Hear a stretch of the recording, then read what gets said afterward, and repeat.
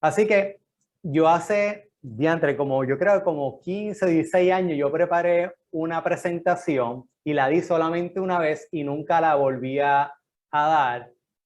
Y para este curso rescaté algo de manera bien rápida.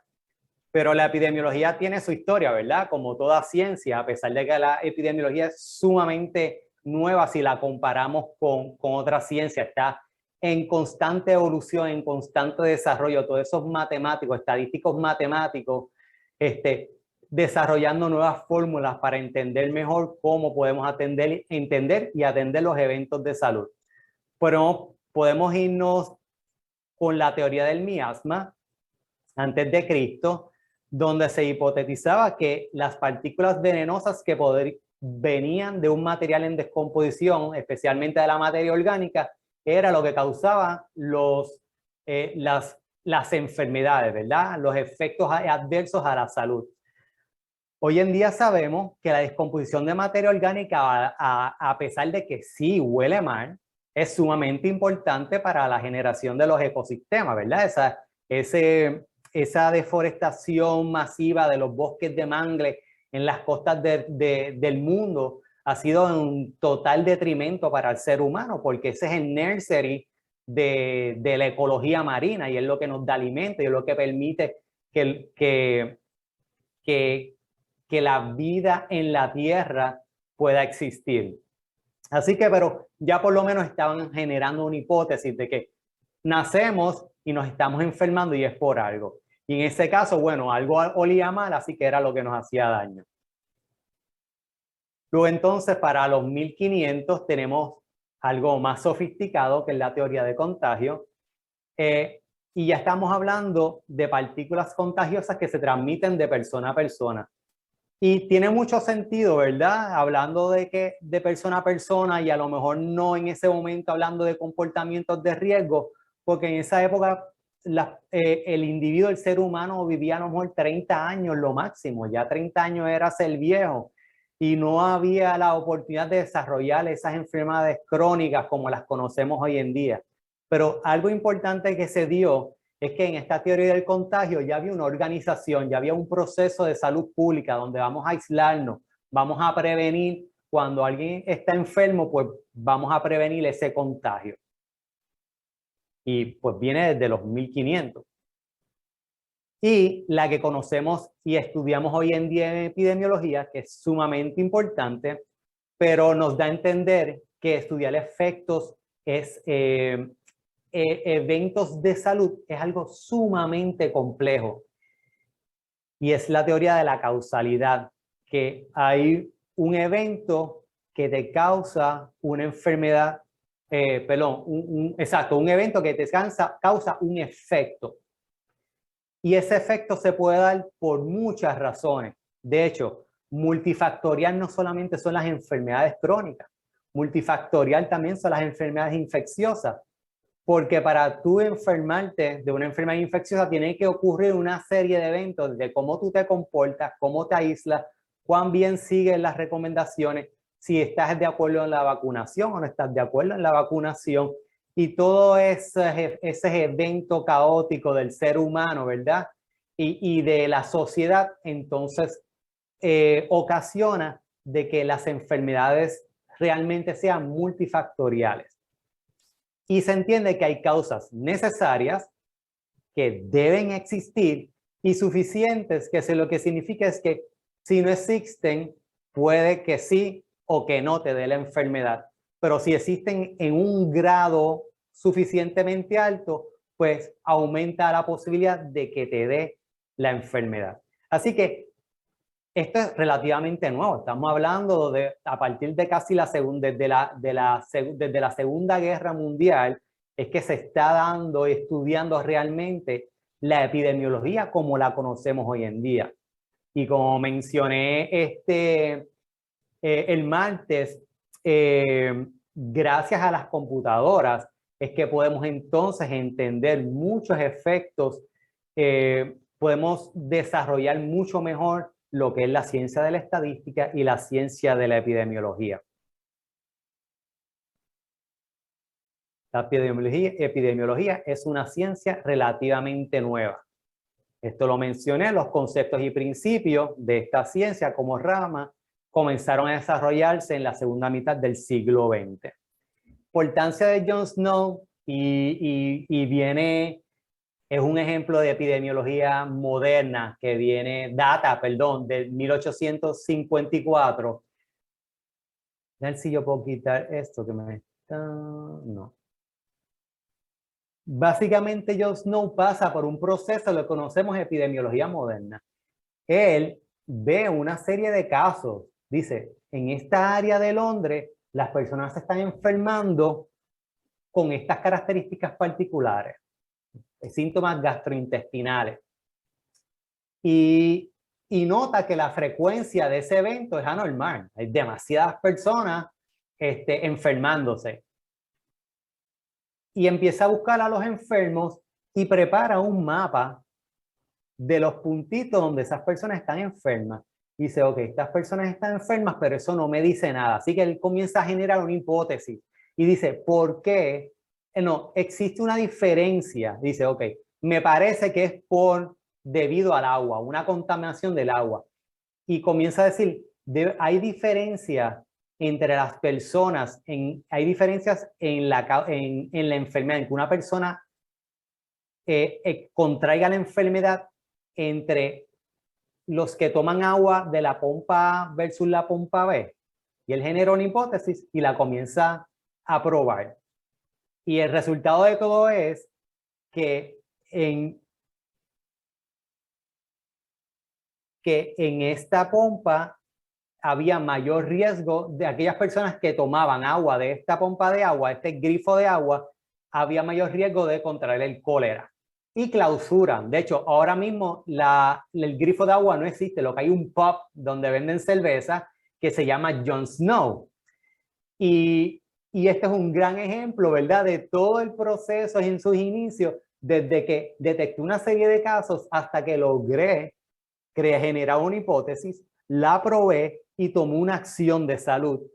Y en consecuencia, pues ahora tenemos un pub donde venden Guinness, que es muy buena consecuencia.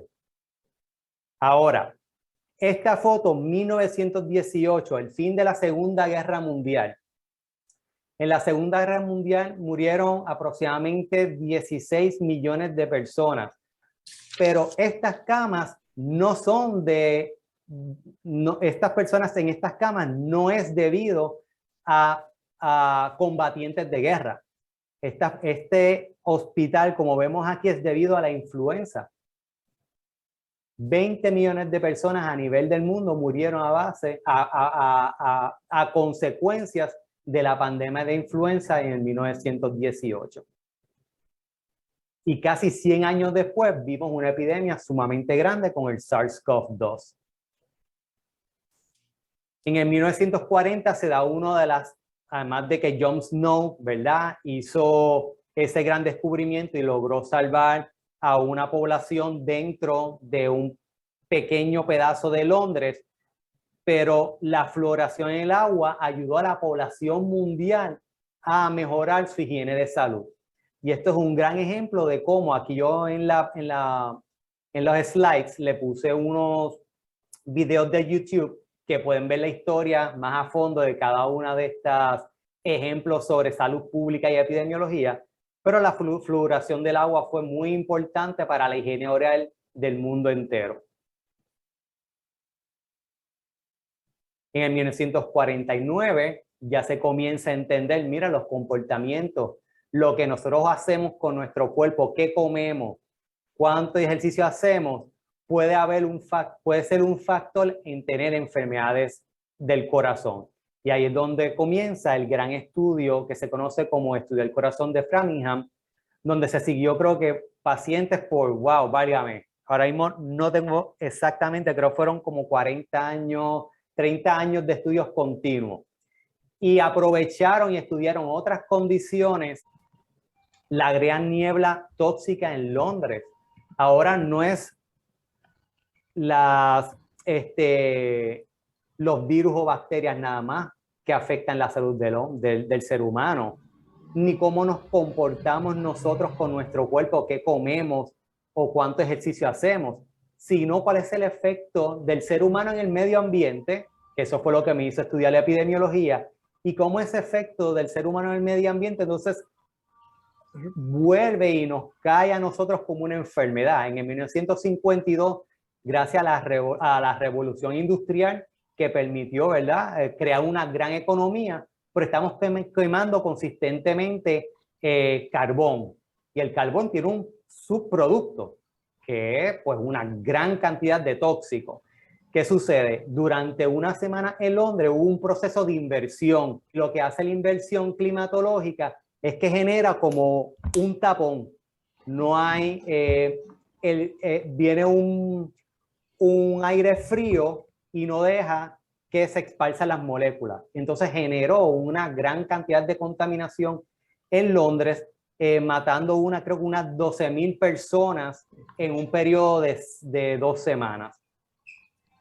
Y fue un gran ejemplo de cómo la gran revolución industrial también afecta la salud del ser humano. Polio, uno de los efectos del polio en los niños previo a los 1950 era que lo podía dejar paralítico. Y gracias a la vacuna del polio, entonces yo creo que se erradicó, ¿verdad?, completamente esta enfermedad. Y el efecto adverso, la parálisis, ya no la vemos como un problema de salud pública a nivel mundial. Tabaquismo y salud. Traigo tabaquismo y salud no nada más porque es parte del comportamiento del ser humano en la salud, sino cómo entonces batalla el sistema de salud pública con grandes intereses que establecen un modelo de negocios que en sus inicios no tenían la más mínima idea que hacía daño al ser humano, pero luego de que saben que hacen daño al ser humano de negocio meramente porque es la manera de subsistir y generar un ingreso a un X número de familias. Y así pues podemos decir no solamente de las tabacaleras, sino pues de los centros de comidas rápidas, etcétera.